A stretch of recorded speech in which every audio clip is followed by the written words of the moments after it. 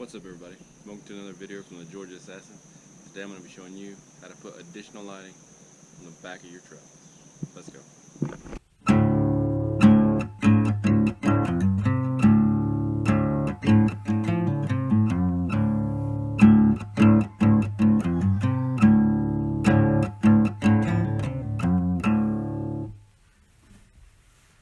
First thing you need to decide is where you're going to place the lights. And you decide that by what is your primary purpose of the lights? Like, why are you adding them? So there's some good places and there's some bad places. I'm going to go over this truck, show you how I'm going to figure out where I'm going to put them based on the usage that I'm adding them for, and we'll go from there. Let's go.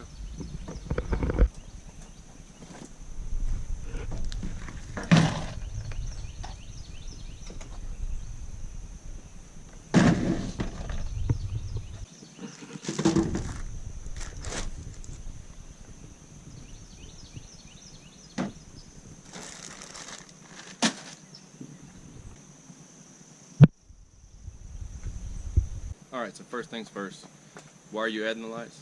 And pretty much dictates where you're going to put them. So, the lights I'm going to be using are these. I just got them off of Amazon. They were like 15 bucks. So this is the light that I'm going to be using. It's got flood and takedown feature or spot feature. Pretty standard, vintage, just white lights. The way it's going to attach is with this little angle bracket. It's going to go on the back, so it'll pretty much sit flush, and you can angle it, a little bit.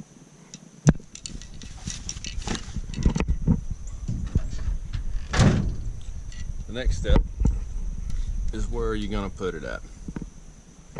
I thought about here, run the wire through this gap by where the tag goes, and it go here. That's fairly clean, one on both sides, but I need it for my boat trailer when I go fishing in the afternoons.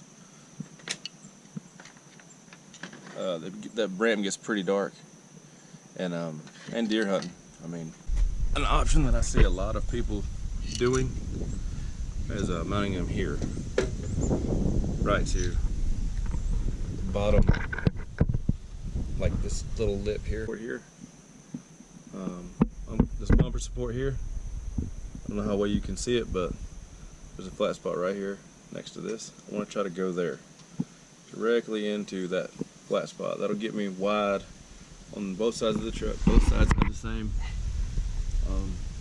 piece under there, so that'll get me as wide as I want, and I'll show you how I do it.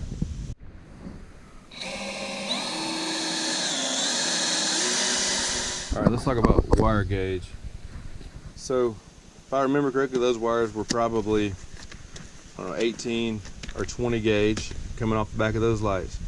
So I buy this from Amazon. This is the best deal on wire, period. I've wired hundreds of service trucks with this brand of wire. Value for what you get is amazing. So a little bit about wiring. If you want to wire up lights to your vehicle, so you're wiring 2 lights, you want to match the wire gauge that is coming from the light. You want to match the wire gauge that is coming from the light, or go greater. So don't go less, go greater. If you're wiring 2 together, take the size of what both of those red wires would be and your ground wires, and that's the wire you're going to use, or greater, to wire your lights. These are 14 to 16 gauge butt connectors, the blue ones are. I really need 14 to 16 gauge, or 16 to 18 gauge connectors, I'm sorry. They're the pink ones for those lights. However, I don't have any. Let me show you what you can do. If all you had was 12 to 10 gauge connectors, some just basic wiring knowledges, those will work fine. You'll take your wire, bend it in half, like that. Insert your butt connector until there's no wire exposed. Give it a good crimp, and you're fine. It's going to hold, no problem whatsoever. So I thought I was going to have to do that, but I was lucky enough to find these 4. Alright, another thing that you'll want to consider when doing any wiring on your vehicle, exterior wiring, is automotive loom. This is corrugated loom. Again, I ordered it on Amazon. The more you order, the cheaper it is, like anything else, but I like to try to keep this around, because if you try to go to the hardware store to buy it, it is very, very, very expensive. So corrugated split loom is just the texture, and you definitely want to get split. This comes in a variety of different styles. You can get like a nylon style that's not split, that you have to feed the wire on. It's like what they use factory on brake lines on Harleys and stuff, to give it that, you know, nice clean look, and you'll heat shrink the end. But with this is what they use under your hood. If you notice, everything that has as near heat or engine compartments, any wire is there, is coated with this loom to protect the wiring from the heat. It also adds it's just visually more appealing than seeing, you know, wires hanging everywhere.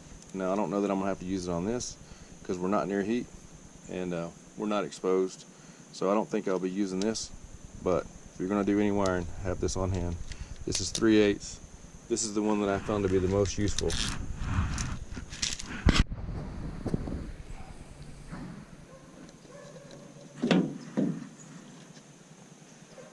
Got a bird nest.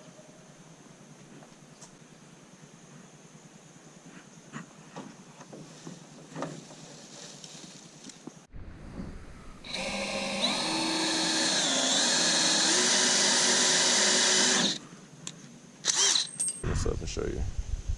Another cool thing about this wire is it tells you how much you have left.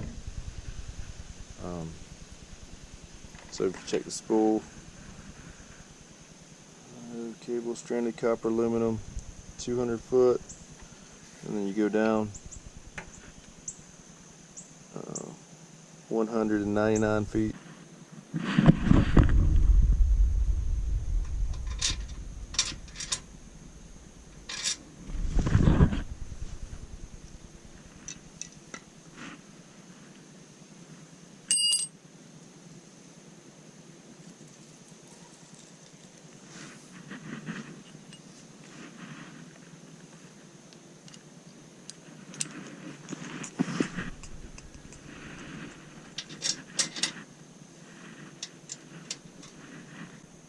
That's how it'll be.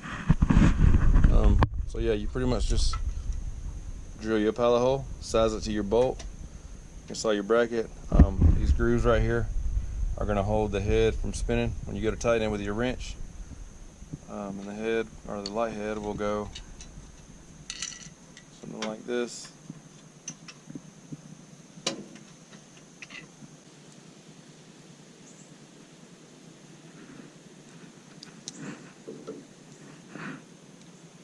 Alright, we got the light out. We're going to cut this loom off. I've already split it. Pull this back to expose the wires. Now normally these wires are going to go directly to each individual light. Two from the reverse, but if you see something like this, I'll show you how to do it. So pretty much what you're going to have to do is each one of those wires controls a different function within these lights. Usually with Dodge, green with white stripe is going to be the brake. But what you do is you take out a test light, put the vehicle in reverse, park and brake on, or have somebody hold it for you, better option, and just probe these and put it in park, the light will go out. And that's where we'll tap into our power. Black should be ground, but I'll confirm that. Alright, so I can't find my test light. So for those of you who don't have one, I'm going to show you how you can do this. Worst case scenario, you blow a fuse. I'm going to go in here and gently strip off a little bit of the exterior of the wire sheath, just to expose the wires. I'm pretty sure this is going to be ground. Go ahead and take that off.